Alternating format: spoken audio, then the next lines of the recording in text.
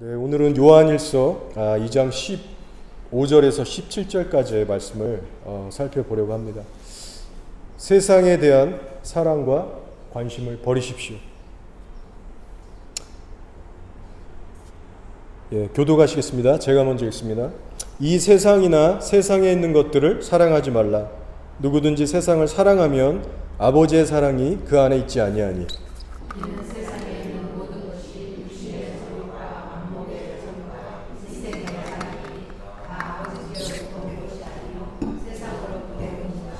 함께 읽겠습니다. 이 세상도 그 정욕도 지나가되 오직 하나님의 뜻을 행하는 자는 영원히 거하느니라. 아멘.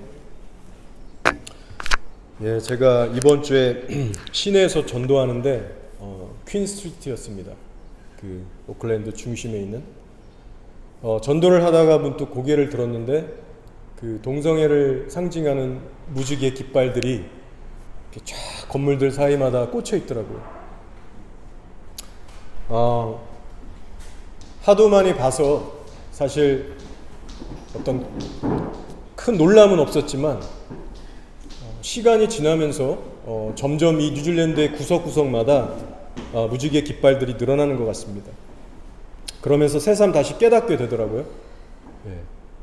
우리가 정말 영적으로 어둡고 음산한 시대에 살고 있구나. 뉴질랜드가 겉으로는 청정지역이고 아름다운 땅이지만 속을 들여다보면 완전히 정말 시궁창 같은 죄가 관영한 곳입니다. 그런 면에서 우리 예수를 믿는 자들도 참 깨어서 조심해야겠다는 생각을 해봅니다. 겉은 우리가 이렇게 성도의 타이틀을 달고 있고 교회도 빠지지 않고 나오고 나름 선한 일도 하지만 막상 우리의 속을 들여다보면 너무나도 주님 보시기에 가증스럽고 위선적이고 탐심과 음란함이 가득한 그런 위선들이 있을 수가 있어요. 저는 이번 주에 하나님의 은혜로 제 안에 있는 이 부패함이 얼마나 심각한 상태인가 다시 한번 깨닫게 되는 사건이 있었습니다. 아내하고도 함께 나누는 시간이 있었는데 제가 늘 하던 대로 이번 주 화요일 날 낮에 시내 전도를 나갔습니다. 거절을 당하기도 하고 또 어떤 사람들하고는 또 오랜 시간 대화를 하면서 아주 귀한 복음을 전하고 그렇게 또 귀한 시간들을 가졌어요. 늘 할 때마다 전도라는 것이 쉽지는 않고 긴장도 되고 좀 떨림도 있고 부담스럽고 적응이 이렇게 100% 되는 거는 아닌 것 같아요. 하지만 항상 전도를 하는 과정 속에서 또 후에 결론은 항상 참 행복하고 감사하다. 정말 할 길 잘했다. 그렇게 끝나게 됩니다.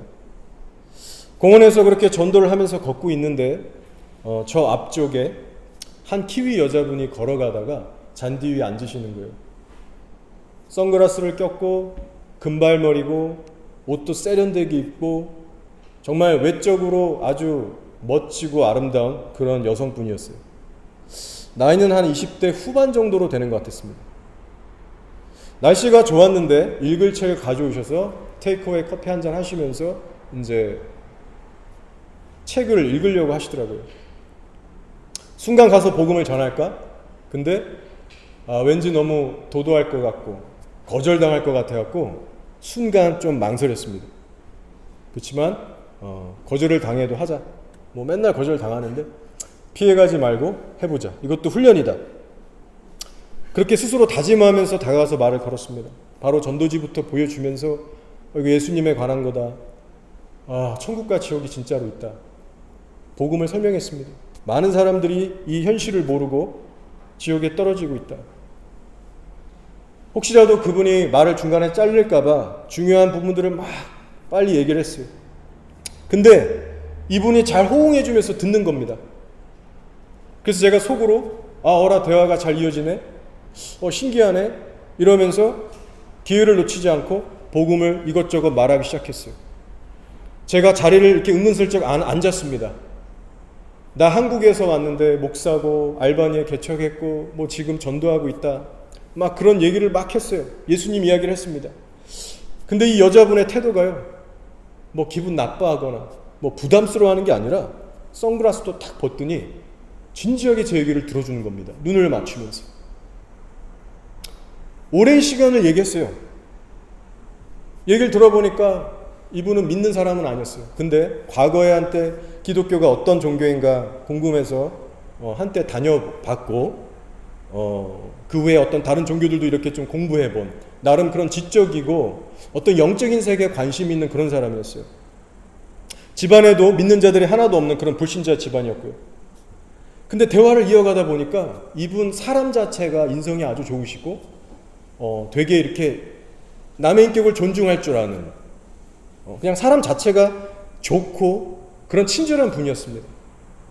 묻는 질문에도 솔직하게 대답해 주시고 자기 얘기도 막 솔직하게 얘기해 주는데 제가 여기서 이제 이민 생활하면서 만났던 키위들 중에서 가장 솔직하게 자기의 삶을 오픈하는 한 번도 경험해 보지 못한 그런 종류의 사람이었습니다.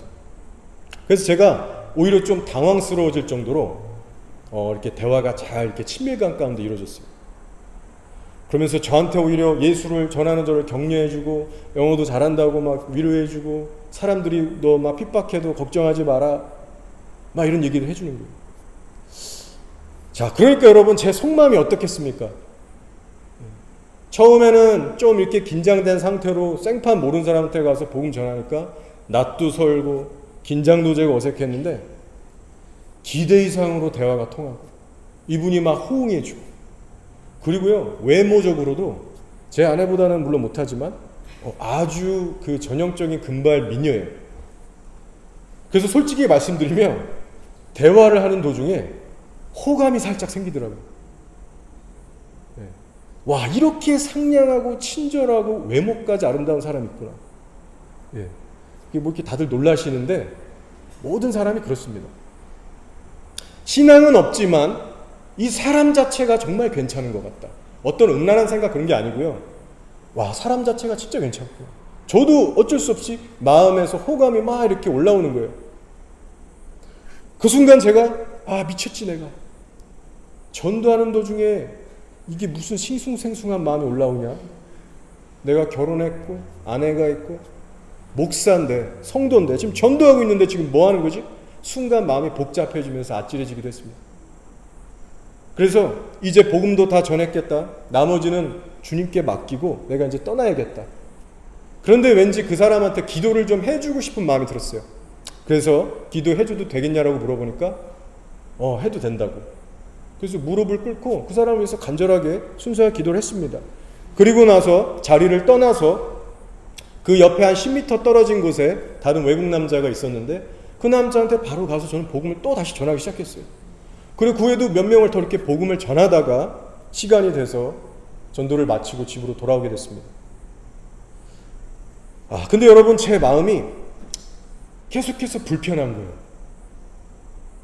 왜 내가 전도하는 도중에 그 여자를 보면서 호감이 들었을까? 왜 원치 않는 싱숭생숭한 마음이 들었을까? 제 자신이 너무나도 싫고 하나님께도 정말 죄송하고 제 아내에게도 미안한 마음이 드는 거예요. 사실 그 일이 있기 전까지는 심령이 편하고 좋았습니다. 하나님만으로 채워져 있었고 하나님만 생각하면서 전도했고 하나님 때문에 너무 좋았어요. 근데 그 사건 이후에 마음이 힘들어지기 시작하는 거예요. 평강이 깨지기 시작하는 거예요. 주님 앞에 간절히 엎드려서 기도하기 시작했습니다. 주님, 제 마음에 주님만이 있게 해주십시오. 주님만 바라볼 수 있게 해주십시오. 다음 날에 금식을 했어요. 하나님께 계속 엎드려서 기도하기 시작했습니다. 정결한 마음의 회복을 주십시오.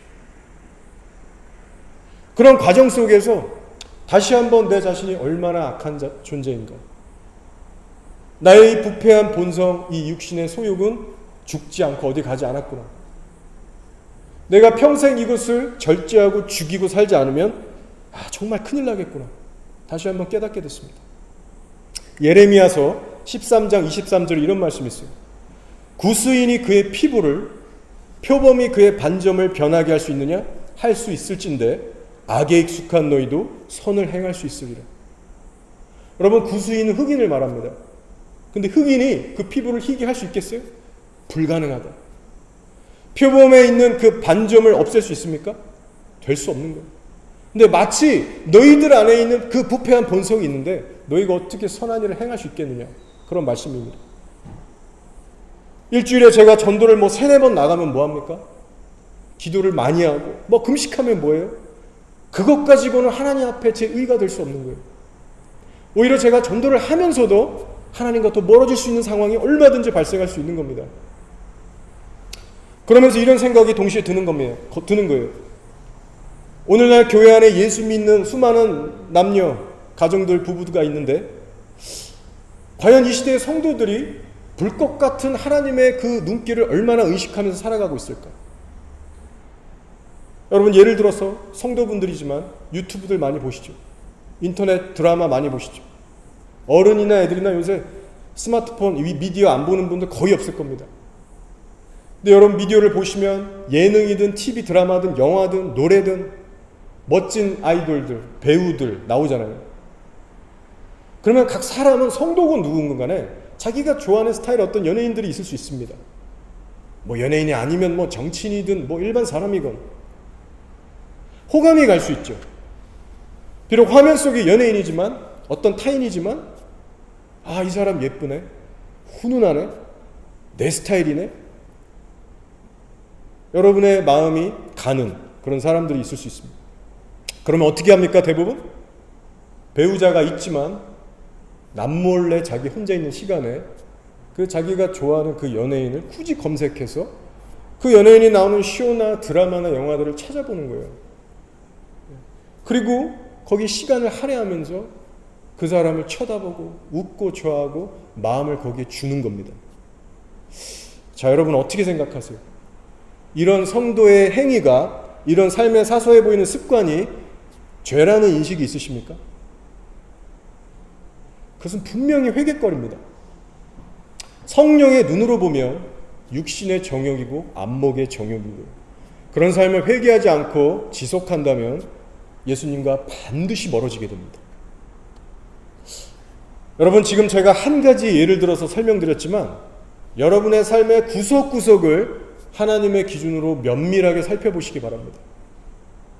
여러분의 마음과 시선이 항상 어디에 가 있는가? 24시간 나는 어떤 대상에게 마음을 주며 뺏기고 살아가고 있는가? 과연 그 대상이 예수님 한 분이신지 아니면 세상에 속한 그 어떤 것인지 여러분 24시간 매 순간 점검하셔야 됩니다. 요한일서 2장 15절에서 이렇게 말씀하죠. 이 세상이나 세상에 있는 것들을 사랑하지 말라. 누구든지 세상을 사랑하면 아버지의 사랑이 그 안에 있지 아니하니. 여러분, 이 말씀은 거듭난 교회에게 주시는 말씀이에요. 근데 뭐라고 합니까? 이 세상이나 세상에 속한 것들을 사랑하게 되면, 관심을 갖게 되면, 이렇게 얘기를 하는데요. 이 말의 뜻은 우리 거듭난 자도 세상에 대해서 마음 뺏기고 세상 사랑할 수 있다는 겁니다. 얼마든지 그럴 수 있다는 거예요.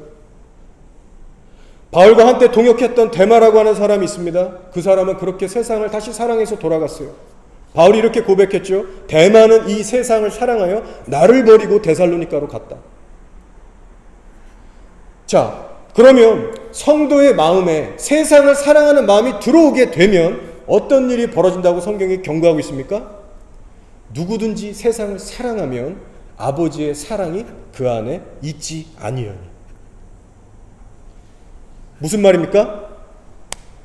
성도의 마음에 세상에 대한 사랑과 관심이 들어오기 시작하면 하나님을 사랑하는 성도의 마음이 식어지고 소멸된다는 거예요. 정말 저주스럽고 두려운 일이 일어나기 시작하는 겁니다. 여러분, 우리가 이 말씀을 그냥 가볍게 남 이야기하듯이 듣고 흘릴 것이 아니에요. 성도에게 있어서 하나님을 향한 마음이 식고 정말 열정과 간절함이 사그러지는 것, 여러분, 이것보다 심각하고 위험한 일이 또 있습니까? 지금 엄청나게 중요한 말씀이에요.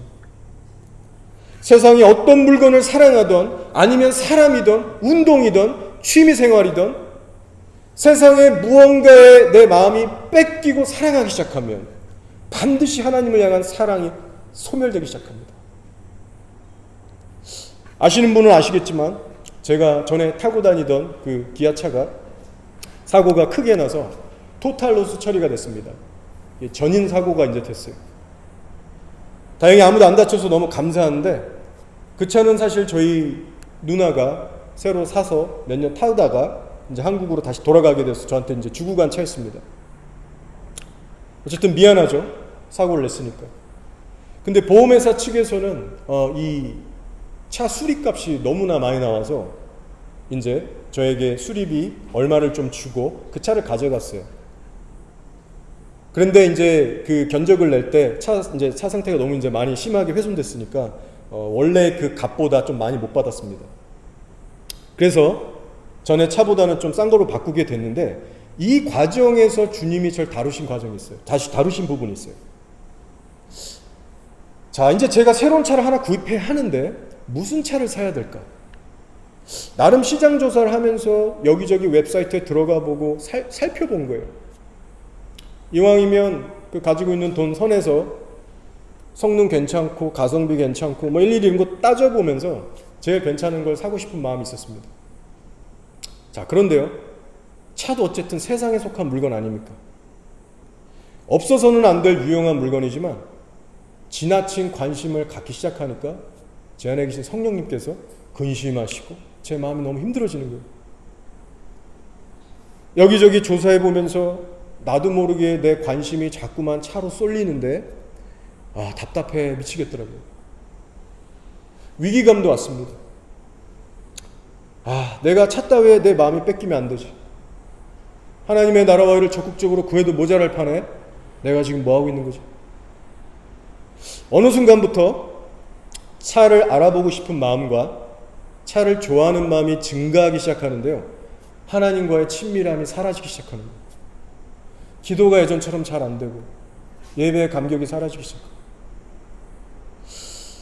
차에 대한 끊임없이 관심을 가지려는 육신의 본성이 증가하게 되고 또 성령님의 근심도 증가하게 되면서 저는 그 둘 사이에 끼어서 심령이 되게 괴로웠습니다. 그래서 제 자신과 치열하게 그때부터 싸우기 시작하는데 꽤 치열한 싸움이 있었습니다. 남들이 보면 별거 아닌 것 같이 보일지 모르지만 저는 심각했어요. 제 성향상 뭐가 하나 가슴에 쑥 들어와서 꽂히면 이거를 팍 진짜 그 밑둥이까지 뽑아내는 데까지 정말 좀 많은 힘듦이 있습니다. 치열한 싸움이 있어요. 많은 시간과 에너지를 들여야만 했습니다. 사실 저는 차에 대해서 관심이 그렇게도 아니고 전혀 없었던 사람입니다. 철없던 10대, 20대 때나 뭐 차 좋아했지, 뭐 예수 믿고 이제 신학 이렇게 하면서 완전 관심도 없었죠. 한국에 있을 때도 그 화려한 동네 차들 지나가도 뭐 눈 하나 깜짝 안 했었습니다. 근데 이번에 뭘 직접 제가 골라야 하는 이 상황에 오니까 이제 뭐 살까 고민하다 보니까 이게 이제 증가되기 시작하는 거예요. 그래서 웹사이트 들어가서 알아보고 싶은 마음과 싸우고 이제 그거 절제하는 막 싸우는데 쉽지가 않은 거예요. 근데 이것을 내가 내려놓고 정복하지 못하면 하나님과 제가 가까워질 수 없다는 것을 알고 있었습니다.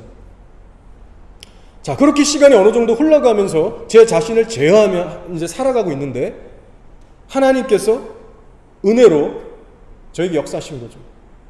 점점 차 생각이 안 나는 거예요. 점점 자유하기 시작하는 거예요. 근데 어느 지경까지 인도하시냐면 차가 미워지기까지. 정말 그 차를 생각하면 눈이 정말 미움이 생기고 마음 깊숙한 곳에서부터 차가 미워지는 마음까지 저를 변화시키시더라고요. 그래서 제가 좀 신기하고 놀랐어요. 아니 뭐 그냥 관심이 없는 정도까지 되면 되지 않나? 근데 이게 저의 미움인지 아니면 제 안에 계신 성령의 미움인지 헷갈릴 정도로 차를 생각하면 미움이 오는 거예요. 다 필요 없어요. 거죠. 그래서 어느 날 그렇게 변화된 후에 주님 앞에 기도를 하는 중이었습니다. 주님, 차를 미워하는 이 마음이 대체 뭐죠? 그리고 차는 앞으로 어떻게 해야 될까요? 진지하고 엄숙하게 기도를 하는 중이었습니다. 근데 갑자기 상상도 하지 못했던 하나님의 이제 영이 임한 거죠. 제 심령 깊은 곳에서부터 갑자기 큰 웃음이 폭발하기 시작했어요. 정말 하하하 막 웃음이 막 속에서부터 터져 나오면서 평강, 정말 강물 같은 평강, 기쁨, 자유함이 막 이제 밀려오는 겁니다. 제가 순간 알았어요. 이 기쁨과 웃음은 제게 아니에요. 하나님이 주신 겁니다. 마치 하나님께서 이렇게 말씀하시는 것 같더라고요. 이제 됐다. 이제 모든 것이 풀릴 것이다. 걱정하지 말아라. 제가 너무나 신기해서 아내한테 바로 나가서 얘기해 준 기억이 있고 영적 일지에 적어놨었습니다. 사실은 상당히 디테일한 구체적인 간증이 있는데 여기서 다 이야기해 드릴 수는 없고, 어쨌든 그 웃음이 터진 그 후에 보험회사와의 아직 이제 일처리가 이제 온전히 이루어지지 않았었는데, 그것도 갑자기 일사천리로 해결이 되기 시작하고 차를 구입하는 모든 면에서 순식간에 1, 2주 안에 그 모든 것들이 다 해결되기 시작했어요. 저는 이 과정을 통해서 하나님이 어떠한 분이신가, 또 당신의 자녀를 어떻게 실제로 훈련하시고 인도해 가시나를 다시 한번 체험하게 됐습니다. 바로 차에 대한 그 관심을 비우기까지, 세상을 향한 어떠한 관심과 사랑도 하나님은 허용치를 않으십니다. 하나님만 바라보게끔 만드시더라, 그 말입니다. 여러분, 오늘 15절의 말씀은 실제입니다. 이 세상이나 세상에 있는 것들을 사랑하지 말라. 누구든지 세상을 사랑하면 아버지의 사랑이 그 안에 있지 아니하니. 그 대상이 사람이든 물건이든 뭐 차든 옷이든 음악을 듣는 것이든 먹는 거든 유튜브를 보는 거든 취미생활이든 뭐가 됐든 세상에 신경 뺏기면 하나님을 향한 마음 죽습니다. 여러분, 이것은 마치요 술이 한두 잔씩 들어가면 반드시 취기가 올라오는 것처럼 그런 영적 원리예요. 술을 먹으면 알딸 때려지듯이 세상에 들어오면 하나님을 향한 마음 반드시 죽습니다. 신앙생활을 아예 스톱하고 교회를 나가는 걸 멈추기 때문에 우리의 첫사랑이 식는 것이 아니고, 교회는 여전히 나가고 봉사 섬김도 하고 할 거 다 하지만 세상의 마음을 주었기 때문에, 세상에 어느 정도 마음이 뺏겨가기 시작하기 때문에 첫사랑을 잃는 거예요. 그래서 첫사랑을 잃어버린다는 것은요, 결국 주님에 대한 전심을 잃어버리는 겁니다.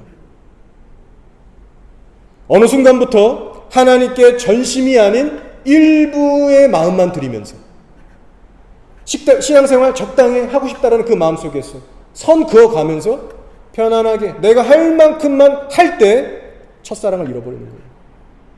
세상이 그때 들어오는 겁니다. 우리의 생명과 마음과 뜻, 의지를 다해서 주 너의 하나님을 사랑하라고 명령하셨지만 이 땅의 많은 성도들이 그렇게까지 생명 걸고 마음을 지키지 않아요. 그래서 다들 첫사랑을 잃어버리는 겁니다. 그저 신앙교리만 바르게 하고 믿기만 하면 된다는 식이에요. 자기 잘 가고 있다라고 착각하고 있어요. 그러나 여러분, 첫사랑을 잃어버린 에베소 교회를 왜 예수님께서 책망하셨을까? 왜 너희가 그 첫사랑을 회개하지 않으면 금초대를 내가 옮겨버리겠다라고 말씀하셨는지 우리는 그것을 진지하게 깨달을 수 있어야 됩니다. 많은 성도분들이 하나님에 대한 사랑이 식어가는 것은 어쩔 수 없다. 시간이 가면 누구나 그렇더라. 자연스러운 일이라고 여기면서 살아갑니다. 이것은 하나님에 대해서 오해하고 있는 거예요. 하나님께서 성도에게 원하시는 삶의 수준이 어떠한지, 어떠한 자세로 주님을 따르라고 하셨는지 전혀 관심도 없고 모르는 사람들이 교회 안에 너무 많아요. 여러분, 전심이 아닌 그저 그런 마음으로 신앙생활을 한다면 우리들은 어떻게 되는지 아세요?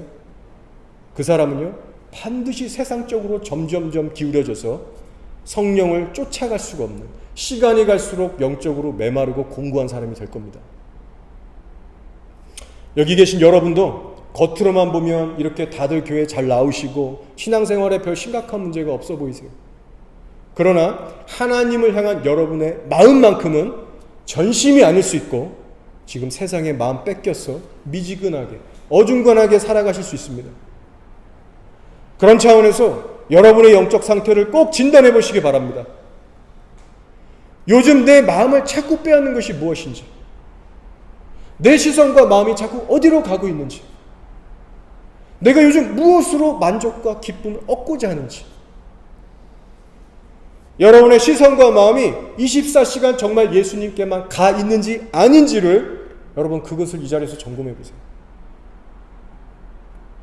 사람을 창조하신 하나님께서 말씀하시기를 사람의 마음에는 두 주인이 있을 수 없다고 했습니다. 멀티가 안 돼요. 마태복음 6장 24절 한 사람이 두 주인을 섬기지 못할 것이니 혹 이를 미워하고 저를 사랑하거나 혹 이를 중히 여기고 저를 경히 여김이라. 너희가 하나님과 재물을 겸하여 섬기지 못하느니라 하셨어요. 이 예수님의 말씀에는 재물, 만몬이라는 단어를 넣었지만 사실상 세상의 돈 외에 그 모든 것들을 대입해도 똑같이 적용되는 영적 원리입니다. 세상에 마음이 빼앗겨 있으면 반드시 하나님을 그만큼 경히 여기게 된다는 말씀이에요. 그래서 여러분, 성숙한 그리스도인들은요, 사소한 일상에서부터 자신의 생활 패턴을 점검하면서 하나둘씩 변화시켜 가야 합니다. 자, 저 같은 경우에는요, 제2 육안, 이 눈으로 세상 것을 최대한 안 보려고 지금 싸우고 있습니다. 여러분, 제가 제 발로 걸어서 뭐 술집을 가겠습니까? 뭐 카지노를 가겠습니까?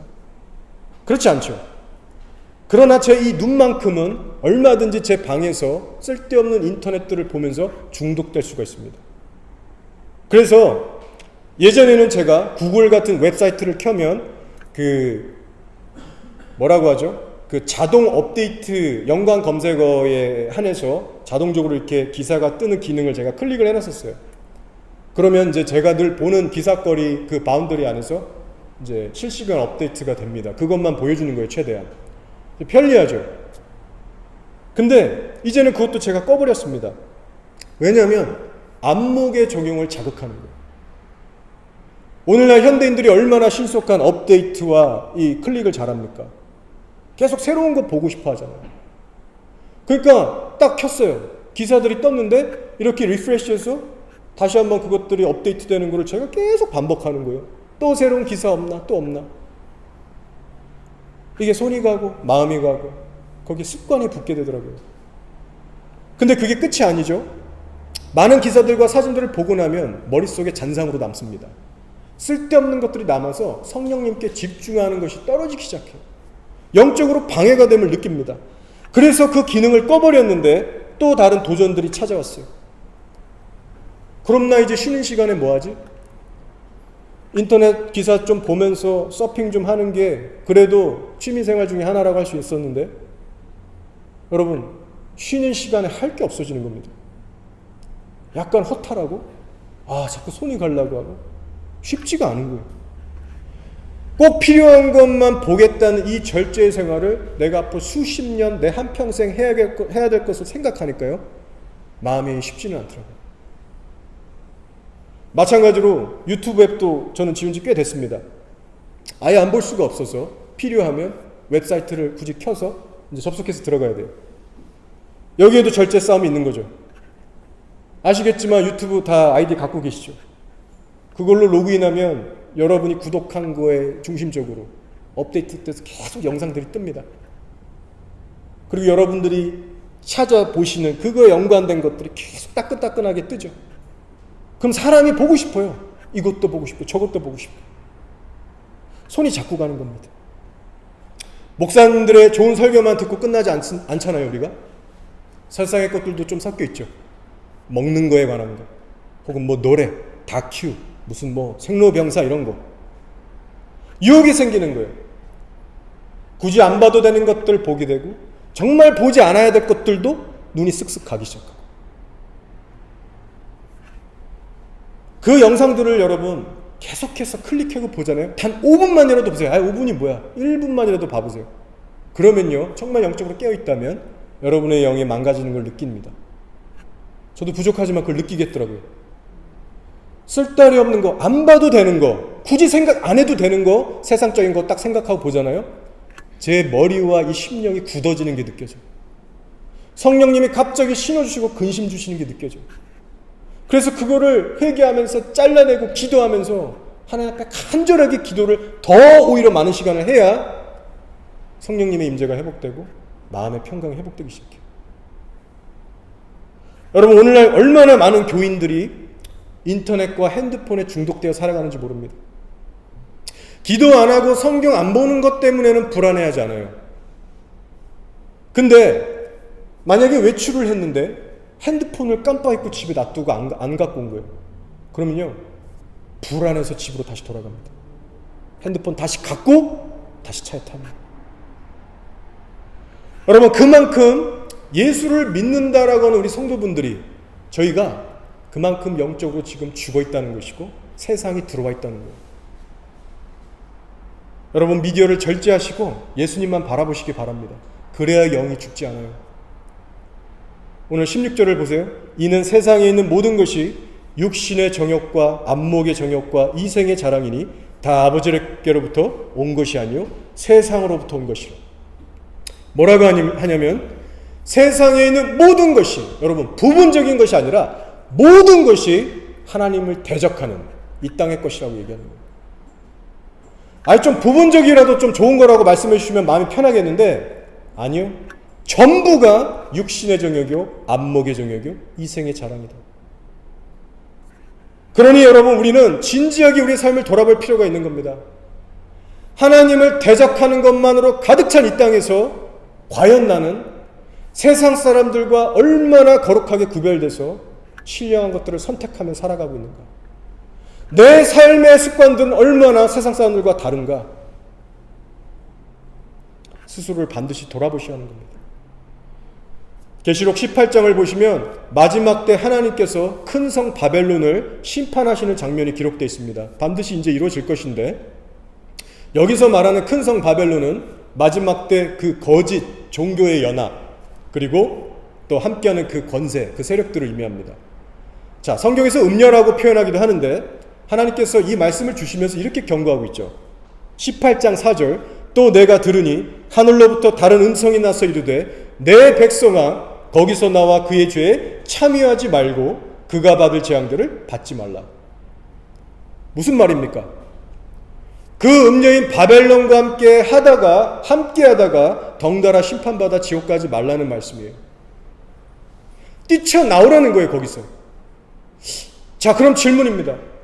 여러분이 복음에 대해서 잘 안다라고 얘기하고 좋은 교회 다니면 여러분이 정말 그 음녀의 손에서 나온 것입니까? 아니에요. 여러분이 그 유명한 박배영 목사님 교회 등록 교인이 됐다고 해서 바벨론의 음녀의 손에서 나온 것입니까? 그렇지 않다라는 거예요.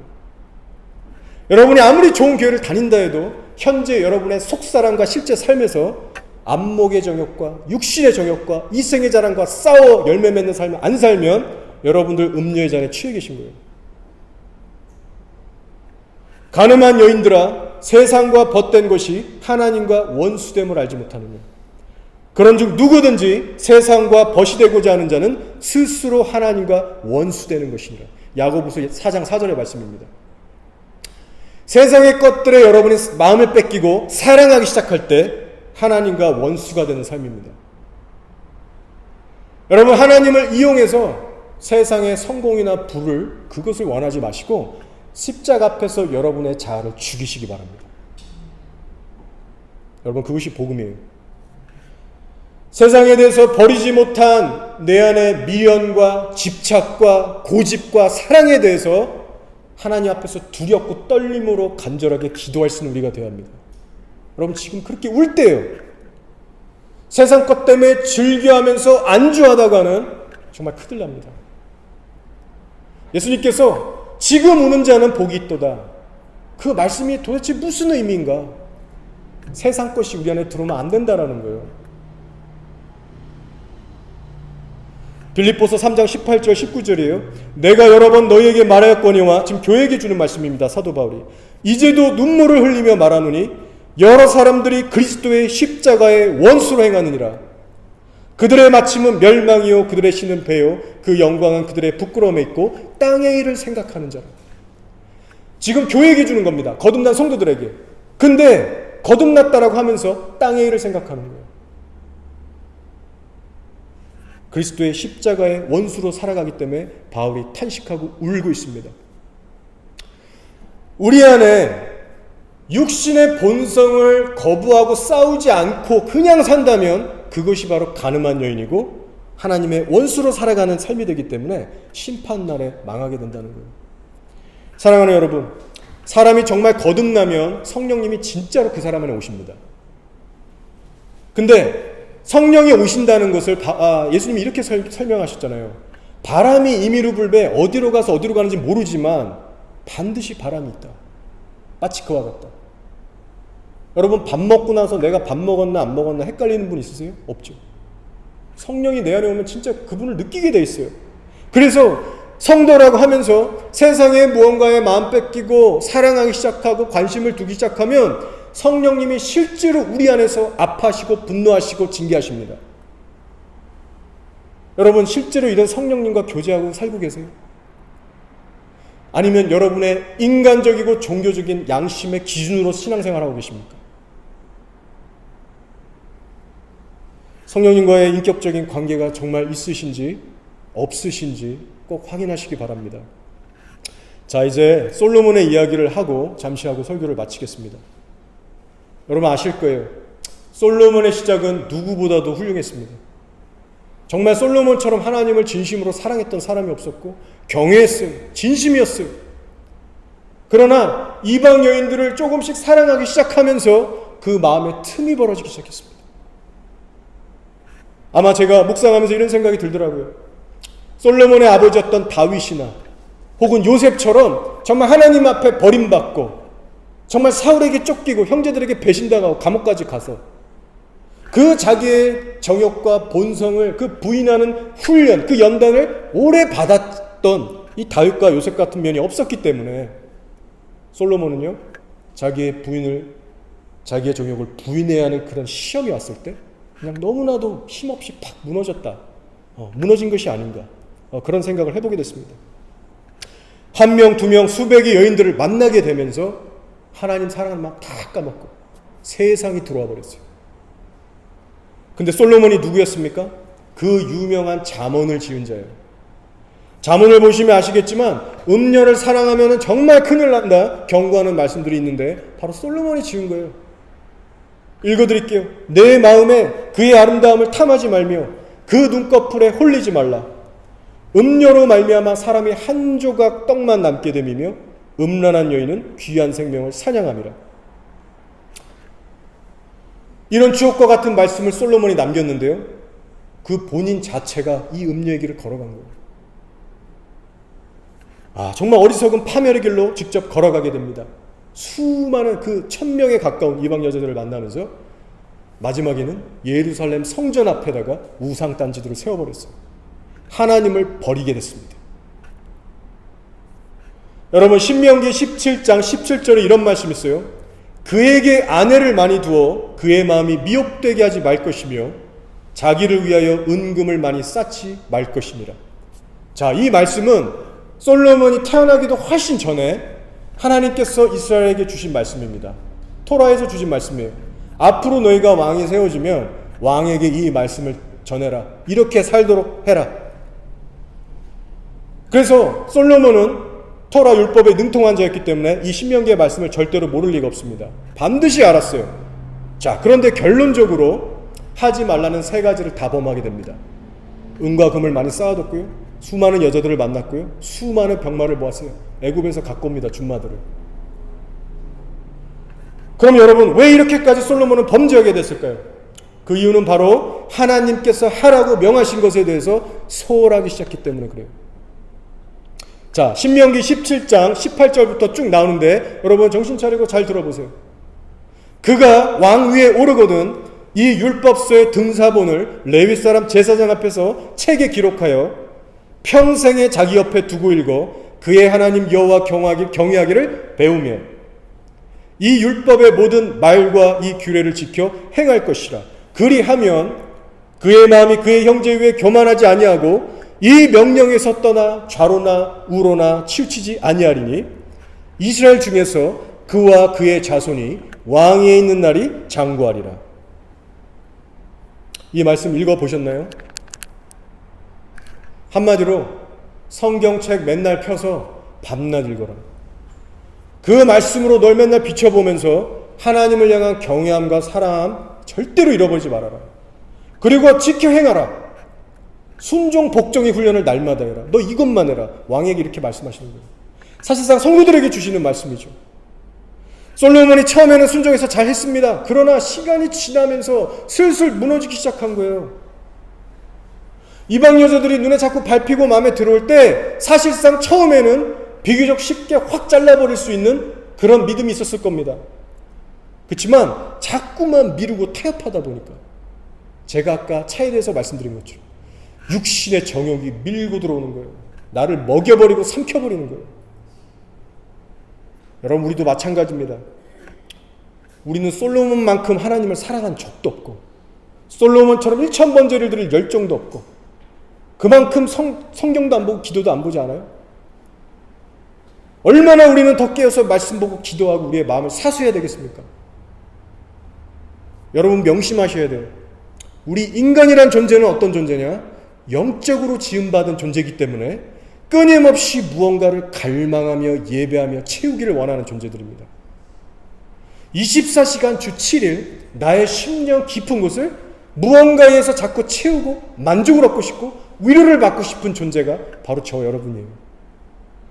근데 위험한 것이 무엇이냐면 아무리 성령으로 거듭났어도 내가 갈망하는 대상이 100% 예수님이 아니면 세상 것이 들어오기 시작한다. 그리고 그때부터 변질되고 첫사랑을 잃어버린다는 거예요. 말로 교리적으로 복음에 좀 빗나가서 그 사람을 변질됐다라고 할 거가 아니라 여전히 좋은 교회 나오고 복음을 바로 이해해도 저 여러분 마음에 세상 것이 들어오기 시작하면 변질되기 시작한다는 거예요. 여러분, 우리가 왜 자아를 부인해야 하는지 아십니까? 여기도 써있죠. 제가 맨날 얘기하죠. 지겹도록 얘기하죠. 왜 자아랑 우리가 싸워야 되는가? 본질적으로는요, 하나님을 향한 사랑을 잃어버리지 않기 위해서 하는 거예요. 단순히 내가 죄를 짓지 않기 위해서 하는 것이 아니고 그 이면에 깊이 들어가 보면 세상이 들어오지 않기 위해서, 즉 육신의 정욕을 따라 행해서 죄를 범해서 하나님을 향한 사랑이 식지 않기 위해서 싸우는 겁니다. 그래서 이것은 율법주의가 아니고 행위주의가 아닌 거예요. 마지막 17절입니다. 세상도 그 정욕도 지나가되 오직 하나님의 뜻을 행하는 자는 영원히 거하느니라. 여러분이 진정 영원하고 복된 미래를 소망하신다면 오늘부터 그 영원한 복을 얻기 위해서 훈련을 시작하셔야 됩니다. 무엇을 하셔야 되느냐? 날마다 골방으로 가셔서 하나님께 집중하시면서 하나님을 향한 사랑의 마음을 키워나가셔야 됩니다. 그 마음 절대로 잊지 않도록 인터넷 다 끊으시고 만나야 될지 말할 사람들 끊으시고 더러운 세상의 습관들, 예를 들어 여기 술, 담배 하는 분 없으시겠죠? 술, 담배 끊으시고 악한 것들 보지 마시고 여러분의 생각과 마음을 철저히 지키셔야 돼요. 말씀과 기도로 나의 부패한 본성을 날마다 잠재우고 소멸시켜야 됩니다. 성령이 나에게 더 차오를 수 있도록, 내가 그분께만 집중할 수 있도록 하나님께 여러분을 드리셔야 돼요. 24시간 주 7일 성령으로만 채워져서 열정적으로 주님만 바라볼 수 있도록, 전심으로 신앙생활을 할 수 있도록 여러분 순종 복종의 훈련을 하셔야 됩니다. 여러분 현재 그렇게 살아가고 계신가요? 여러분의 실제 삶의 현장을 예배의 토로 만드셔야 됩니다. 성경을 보면요, 제가 부족하지만 보면 볼수록 성령님 인도를 따라갈수록 성경을 보면서 발견하는 것은요, 전심이 아니면 예수님 못 따라가겠더라고요. 전심으로 24시간 주님을 섬기고 따라가지 않으면 첫사랑 잃어버리더라고요. 혹시 그렇게 할 수 있으면 부분적으로라도 주님을 섬기고 예배해서 첫사랑 잃어버리지 않는 분이 있으면 그 비결 저한테 알려주세요.